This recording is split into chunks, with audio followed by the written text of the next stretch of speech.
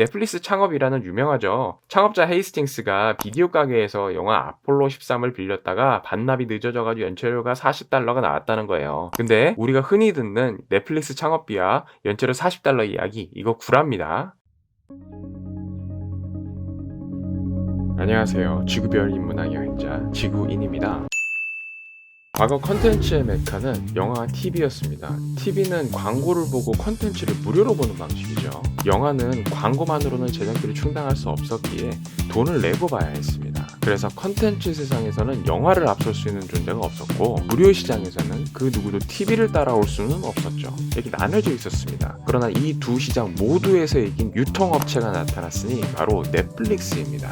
넷플릭스의 성공 원인은 여러 가지를 둘 수가 있겠지만, 그 전에 넷플릭스가 성공하게 된 역사부터 알아볼까요? 영화사들은 원래 비디오 유통업체들을 못마땅해 했습니다. 과거에는 비디오 테이프라고 했었죠. VCR 형태의 필름 기억 장치로 영화를 봤습니다. 가정용 비디오 유통업의 시작은 안드레 블레이가 폭스로부터 영화 50편에 대한 판권을 사들이면서 시작되었는데요. 근데 최초의 비디오 테이프는 너무 비쌀 거 아니었겠어요? 비디오 플레이어는 한 $1,000 정도 됐고요. 지금 돈으로 한 100만 원 정도. 영화는 한 편에 $50. 지금 돈으로 5만 원 정도 했습니다. 그런데도 10,000개씩 팔렸어요. 비디오 영화 시장이 존재를 한다는 의미죠. 그러다 보니 자연스럽게 비디오 대여점들이 들어서게 된 것이죠. 우리나라도 예전에 비디오 대여점, 만화방 이런 게 있었습니다. 만화를 만화방에서 돈 내고 보거나 빌려보거나 하는 것이었죠. 근데 저작권이 있잖아요.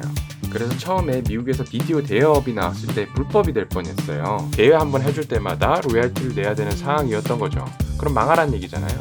그래서 미국이 잘하는 거 합니다. 뭐냐면 비디오 유통업체들이 로비 단체를 결성한 거죠. 그렇게 대법원에서 판매, 대여 권리를 보장받아야 된다고 판결을 받아냅니다. 1988년에 비디오 대여 산업은 $515억 정도였어요. 당시 박스오피스 수익이 $446억 수준이었습니다. 비디오 산업이 영화 산업보다 더 커진 거죠. 그렇게 나타나는 업체가 바로 블록버스터입니다. 블록버스터는 미국 최대 비디오 대여점이었어요. 무비갤러리라는 회사도 있었는데 블록버스터와는 사이즈가 비교가 안 되니까. 그러다 인터넷의 시대가 왔죠. 실제로 인터넷 시대가 오면서 오프라인에서 비디오를 빌려주는 업을 하고 있는 블록버스터의 매출은 감소하기 시작합니다. 하지만 좀 원인은 달랐죠. 사람들이 인터넷으로 영화를 봐서가 아니라 과거에는 비디오를 빌려보던 사람들이 다른 인터넷 엔터테인먼트로 넘어가게 된 거예요. 넷플릭스는 1998년에 본격적으로 시작합니다. 2000년대 닷컴 버블이 분 이후에도 블록버스터는 계속 잘 나갔어요. 우리나라는 뭐든지 빠르고 이미 다 인터넷으로 하는 세상이 이때 이미 왔었으니까 이런 걸 이해를 잘 못하는데, 미국의 2000년대 인터넷망은 형편없었습니다. 단적인 예가 최근에 유명했던 게임스탑 같은 데예요. 이 회사가 게임 타이틀을 판매하고 대여해주고 하는 회사거든요. 우리나라는 이제 게임을 더 이상 이런 식으로 사거나 빌리거나 하지 않죠. 유료로 다운받거나 구독하거나 그런단 말이에요. 근데 미국은 아직도 이런 오프라인 경제가 많은 겁니다. 그러나 고작 10년 뒤에 블록버스터는 그냥 망해버리고 말죠.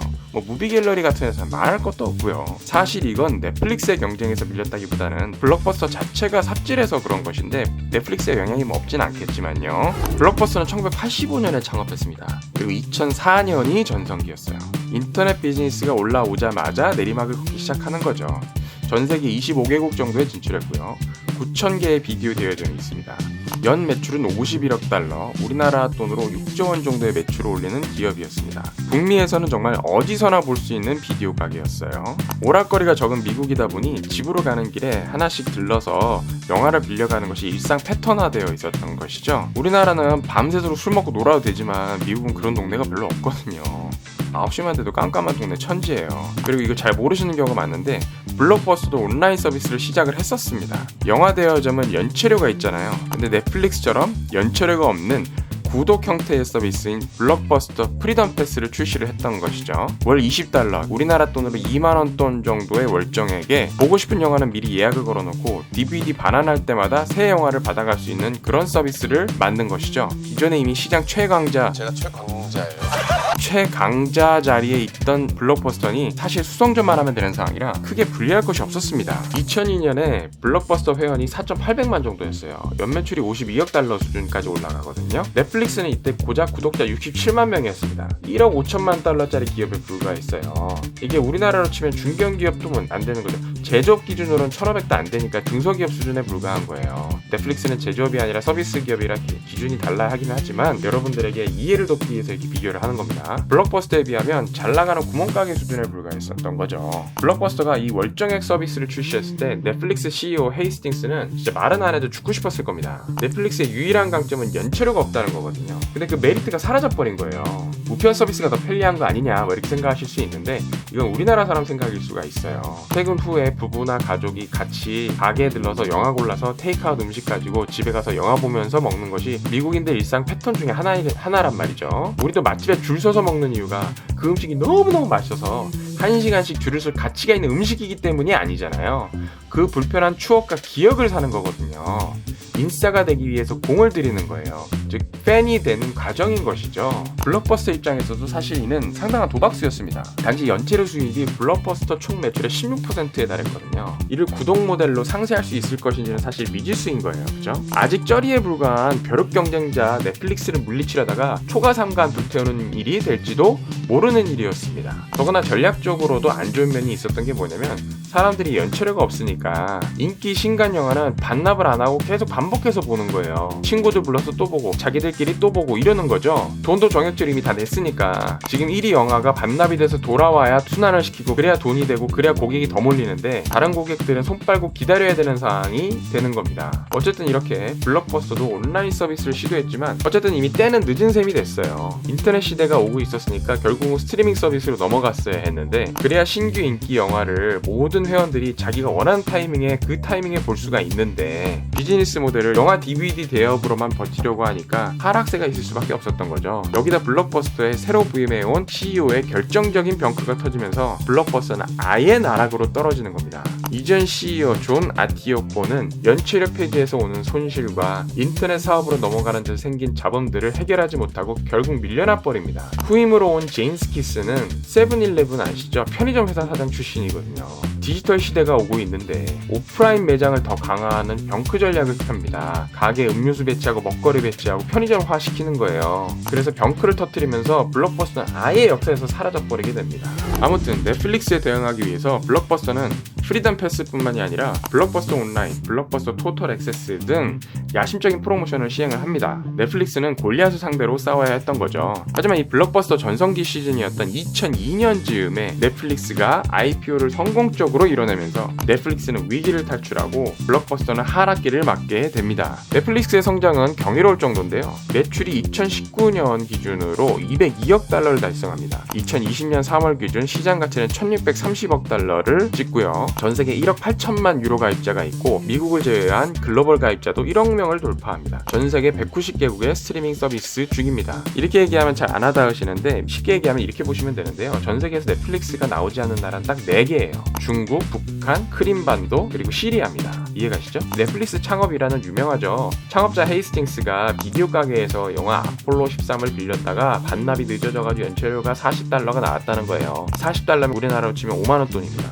환장하죠. 열받아가지고 이를 해결할 방법이 없을까, 전략적으로 얘기하면 이 언맷 니즈를 이 고객 결핍으로 어떻게 개선할 수 있을까를 고민하다가 이때 마침 나온 것이 바로 DVD였던 거죠. 그래서 예약을 하고 우편으로 DVD를 받는 방식으로 하자. 그러다가 이후 온라인 스트리밍, 즉 구독 경제로 넘어가면서 대박이 터졌다, 뭐 이렇게 보통 이해하고 있잖아요. 근데 우리가 흔히 듣는 넷플릭스 창업비와 연체료 $40 이야기, 이거 구랍니다. 이는 넷플릭스의 서비스가 경쟁사와 어떻게 다른지를 데몬스트레이션 하기 위해서 만들어낸 스토리예요. 즉 신화입니다. 넷플릭스 역사를 제대로 알아보면 창업자 리드 헤이스팅스는 모든 대학에서 수학을 전공했습니다. 그리고 2년간 피스코프에서 봉사활동을 했어요. 귀국해서 스탠포드에서 컴퓨터공학 석사를 합니다. 1991년에 퓨어 소프트웨어라는 소프트웨어 디버깅 회사 창업해서 1997년에 매각하거든요. 여기까지는 중요하지 않아요. 이 매각이 진행되는 4개월 동안에 향후 넷플릭스를 같이 창업하게 될 마크 랜돌프와 앞으로 어떤 비즈니스를 창업해야 하는지에 대해서 계속해서 의견을 나눕니다. 처음에 이들은 치약이나 샴푸 판매 웹사이트, 그리고 그 비디오 테이프 판매업 등을 얘기했다고 해요. 그러다 고객이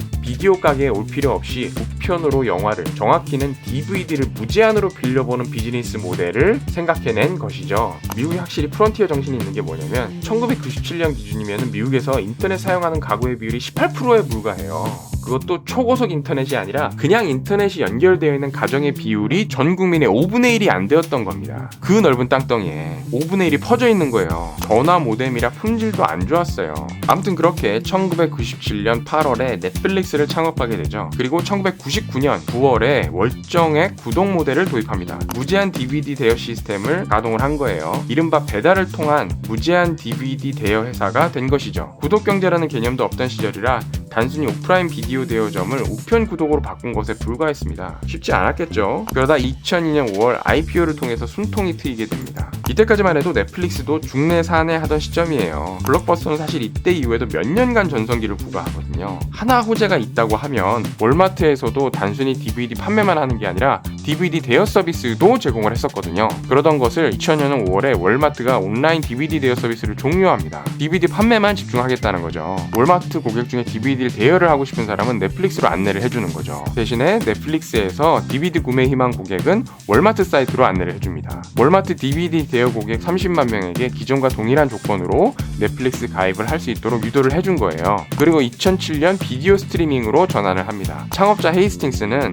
1999년에 오드리 맥닌을 만나는데 어댑티브사의 CEO였어요. 이 사람에게서 집중의 가치를 배웁니다. 문어발식 확장이 아닌 하나의 킬러 컨텐츠에 집중하는 게 낫다는 원칙을 배우는 것이죠. 우리나라에서는 통하지 않는 방식이긴 합니다. 과거에 잭 웰치가 이 전략을 썼었죠. 잡스도 이 전략으로 대박이 났습니다. 애플 CEO 복귀한 뒤에 수익 나는 사업 다 정리해버리고 몇 개 핵심 사업뿐만 남겼거든요. 그리고 나서 출시한 게 아이폰입니다. 그래서 넷플릭스도 스트리밍 사업 출범을 하면서 수익성이 좋았던 DVD 대여 서비스를 그냥 중단해버려요. 비디오 스트리밍 서비스 외에는 ESPN 같은 스포츠 컨텐츠나 CNN 같은 뉴스 컨텐츠 제작 분야 진출도 피했습니다. 나쁘게 말하면 사업 다각화가 약한 거죠. 근데 이 결정이 사실상 넷플릭스를 독보적 강자로 만들어줬죠. 이후 넷플릭스는 2017년 화이트 헬멧이라는 시리아 민방위대를 주제로 만든 단편 다큐멘터리로 첫 아카데미상을 수상합니다. 시리아에는 하루도 빠짐없이 매일 폭탄이 떨어지는데 그 총알이 빗발치는 전쟁터 일선에 사람을 구하기 위해 화이트 헬멧을 쓰고 뛰어들어가는 민병대의 삶을 찍은 다큐멘터리 필름입니다. 물론 넷플릭스는 칸 영화제에서 보이콧을 당합니다. 영화관에서 상영하지 않는다는 이유 때문이었는데요.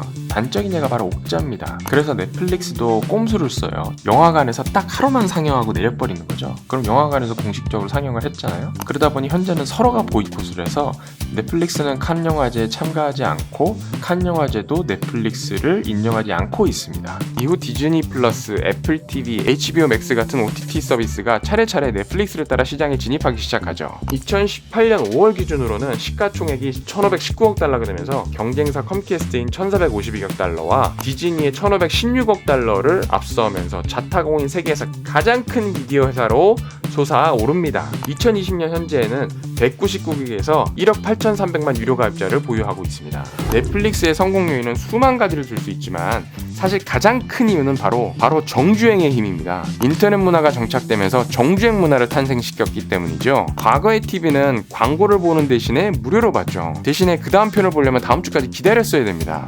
넷플릭스는 보고 싶을 때 기다리지 않고 그냥 정주행하면 돼요. 정주행은 영어로 빈징이라고 하거든요. 고객은 저렴하게 월정액 몇 푼만 내면 알아서 고객이 락인이 되는 겁니다. 이후 자연스럽게 고객들이 넷플릭스로 몰리면서 넷플릭스가 사실상 유통망을 다 장악해버린 셈이 돼버리니까 과거에는 이마트도 가고 GS 슈퍼도 가던 것이 이제는 넷플릭스 슈퍼만 가면 된다는 생각이 고객들 머릿속에 자리 잡은 것이죠. 기존의 시즌 10짜리 장편 시리즈는 다 넷플릭스 가면 볼 수 있으니까 이 인터넷 문화가 맞아 떨어진 것입니다. 그리고 유통망을 다 장악해놨으니까 넷플릭스 입장에서는 투자도 크게 할 수 있죠. 어차피 잘만 만들면 시청률은 이미 보장이 되어 있잖아요. 굳이 같은 돈 들여서 다른 회사 컨텐츠 사오느니 자기네 오리지널 컨텐츠를 만들면 되는 거거든요.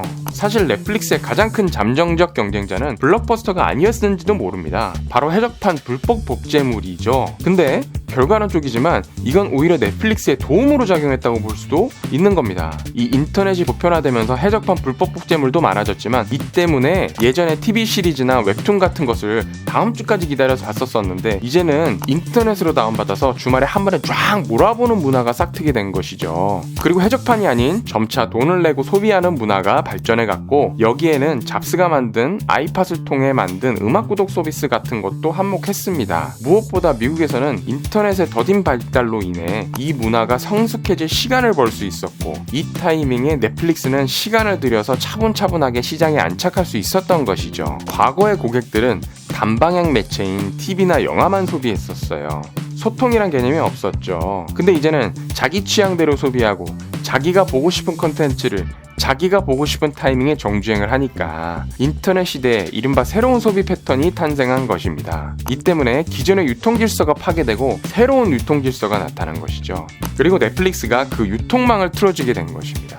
근데 여기까지는 넷플릭스는 나쁘게 말하면 유통업체에 불과했어요. 근데 넷플릭스가 기존의 유통을 다 재편하고 유통망을 다 장악해버리니까 이제는 아쉬운 소리 해가면서 콘텐츠를 비싼 돈 주고 사오는 게 아니라 같은 돈 들여서 그냥 넷플릭스 오리지널 콘텐츠로 만들어버리면 되는 거죠. 그리고 이때 마침 터진 것이 바로 코로나입니다. 사회적 거리두기가 필수가 되고 사람들은 집에서 시간을 보내야 합니다. 사람들은 더욱더 정주행을 하기 시작했죠. 재택근무가 생활화되고 집에서 할 여가거리가 필요했습니다. 넷플릭스의 주가는 치솟아 오르기 시작했죠. 이른바 빵이라고 불렸었죠. 페이스북, 아마존, 애플, 넷플릭스, 구글 이 5개의 회사가 시대를 주름잡게 된 것이죠.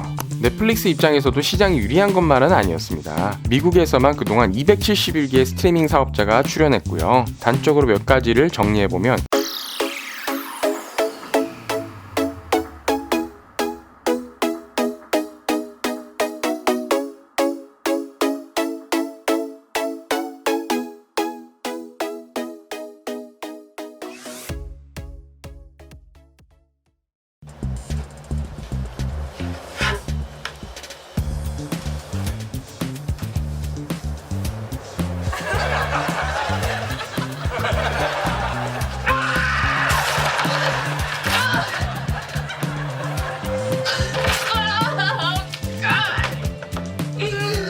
재밌게 들으셨나요? 재밌게 들으셨다면 구독과 좋아요 꼭꼭꼭 잊지 마시고요. 저는 지구별 인문학 여행자 지구인이었습니다. 감사합니다.